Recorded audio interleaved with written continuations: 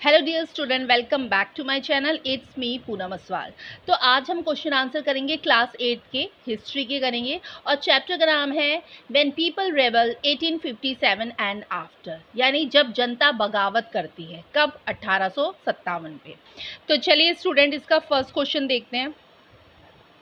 Okay, first question है, what was the demand of Rani Lakshmibai of Jhansi that was refuse by the British. तो भाई जो रानी लक्ष्मीबाई थी उनकी क्या मांग थी, यानी उनकी क्या डिमांड थी, जिसको ना ब्रिटिशर ने क्या कहा कि वो उस मांग को यानी उस डिमांड को पूरा नहीं कर सकते। उन्होंने मना कर दिया कि भाई ये जो तुम्हारी डिमांड है हम पूरी नहीं करेंगे।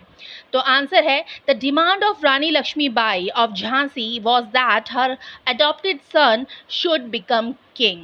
तो भाई जो रानी लक्ष्मीबाई थी उनकी जो डिमांड थी वो डिमांड यही थी कि जो उनका दत्तक पुत्र है यानी दत्तक सन है उसको क्या किया जाए, उसको झांसी का राजा बनाया जाए। जो कि अंग्रेजों ने क्या कहा, अंग्रेजों ने साफ मना कर दिया था, इसलिए तो ये थी रानी लक्ष्मीबाई की डिमांड। ओके, नेक्स्ट क्वेश्चन में बढ़ते हैं। नेक्स्ट क्वेश्चन है, what did the British do to protect the intersect of those who converted to Christianity. मतलब जिस लोगों ने ईसाई धर्म को अपनाया, मतलब जो इंडियंस थे, कुछ इंडियंस ने क्या किया, ईसाई धर्म अपना लिया, तो उनके हितों की रक्षा करने के लिए ब्रिटिशर ने क्या किया, हमें वो बताना है। तो आंसर है, those who converted to Christianity were allowed to inherit the property of his ancestor. तो भाई जिस भी लोगों ने ईसाई धर्म को अपनाया उसके लिए ब्रिटिशर ने क्या कहा, ब्रिटिशर ने ये कहा कि आप लोग तो पहले मतलब आप लोग भारतीय हो और आपने ईसाई धर्म अपना लिया है, बट जो आपकी पूर्वजों की जो प्रॉपर्टी है उस प्रॉपर्टी में आपको अधिकार मिलेगा। ठीक है, तो ये उन्होंने उनके हितों की रक्षा करी। किसने की? ब्रिटिशर ने। किसकी? जो लोग ईसाई धर्म अपना रहे थे। ओके, नेक्स्ट क्वेश्चन है, What objection did the सिपाही have to the new cartridge that they were asked to use?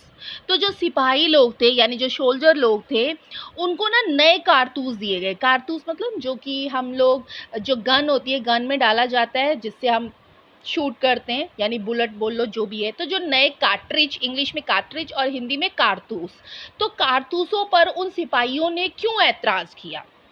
तो आंसर है, cow and pigs fats was used to grease the cartridge.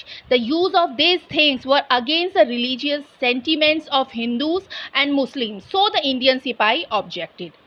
तो पूरी जगह ये अफवाह फैला दी गई थी कि जो गाय है और जो सूअर है तो इनकी जो चर्बी पे लगा हुआ है, क्या कार्ट्रिज लगा हुआ है। तो और फिर जब सिपाहियों को ये पता चला कि काऊ और पिग की चर्बी पे कार्ट्रिज लगा हुआ है तो उन्होंने साफ मना कर दिया कि हम ये कार्ट्रिज को यूज़ नहीं करेंगे। क्यों? क्योंकि ये हिंदू और मुस्लिम की दोनों ही क्या थी, उससे भावनाएं आहत हो रही थी। ठीक है, तो इसलिए क्या किया, सिपाहियों ने क्या कर दिया, उस कारतूसों पर ऐतराज़ किया। ठीक है, तो ये था इसका आंसर।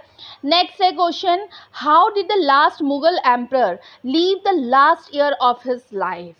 तो भाई जो लास्ट मुगल एम्परर था, जो लास्ट मुगल बादशाह था, उन्होंने जो अपने आखिरी साल बिताए वो किस तरीके से बिताए। तो आंसर है, the last Mughal emperor lived a very pathetic life during the last year of his life. He was punished with life imprisonment. He died in jail after 4 years. तो भाई जो हमारे लास्ट मुगल थे, जो लास्ट बादशाह थे, उन्होंने अपने जीवन के अंतिम समय बड़े ही दयनीय बिताए। कैसे कि उनको पनिश कर दिया गया, उनको जेल में डाल दिया गया। और हाँ, अगर जेल में डाला गया तो उनकी पत्नी के साथ डाला गया जिनका नाम क्या था, रंगून था।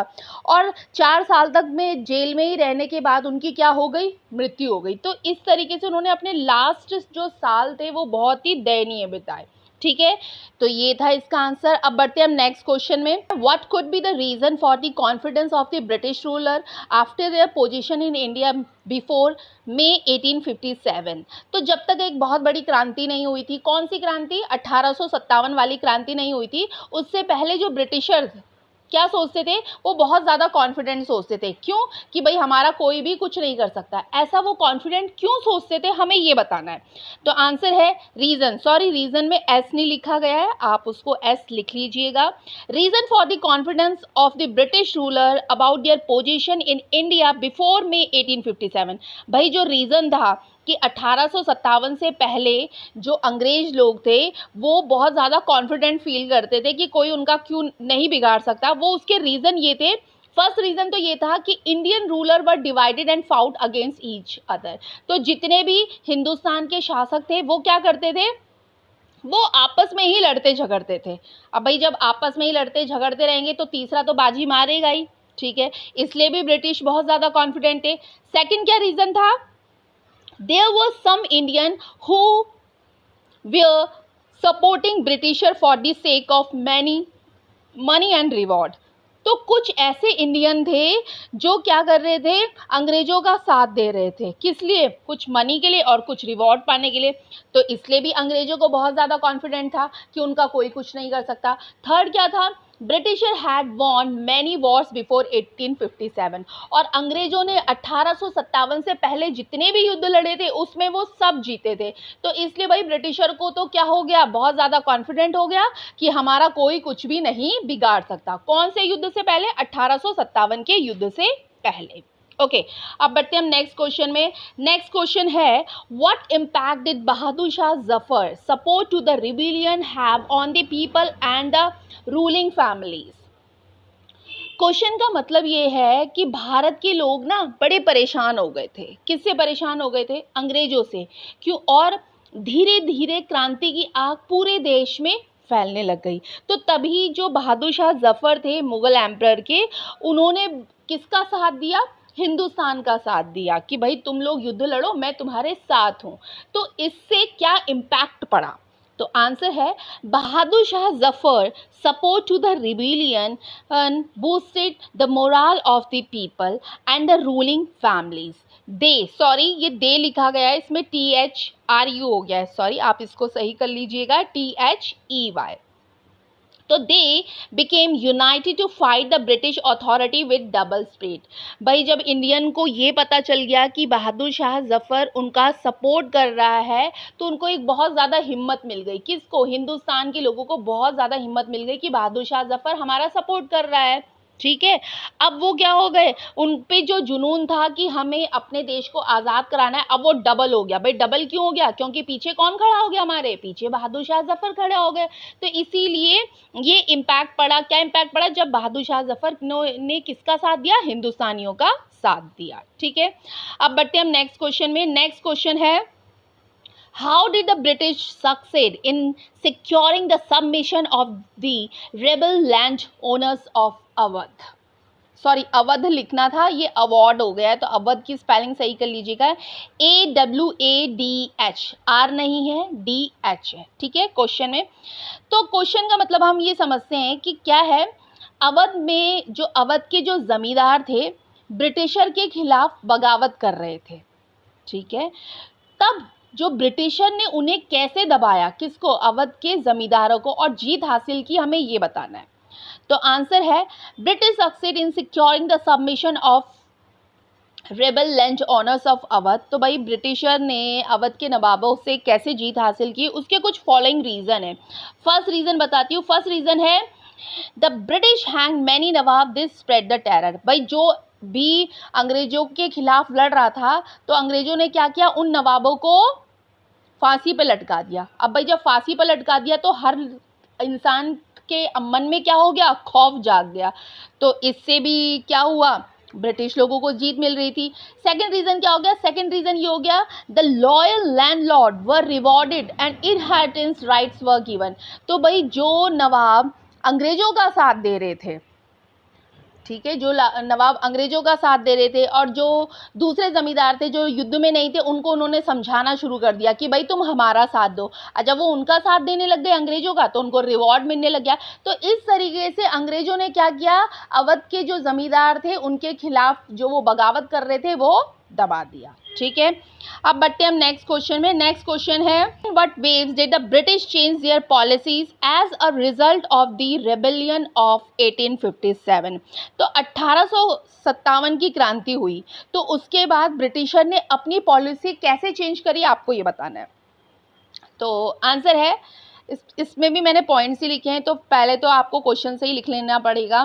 सम important changes brought by the British after the revolver. क्या थे वो चेंजेस? तो फर्स्ट थे the power of the East India Company were transfer to the British crown. तो भाई जो पावर ईस्ट इंडिया कंपनी में थी, अब वो पावर किसके पास चली गई थी? British crown. ब्रिटिश क्राउन मतलब जो ब्रिटिश की महारानी थी, उनके यानी इंग्लैंड की जो महारानी थी, उनके पास क्या चली गई? सारी पावर चली गई।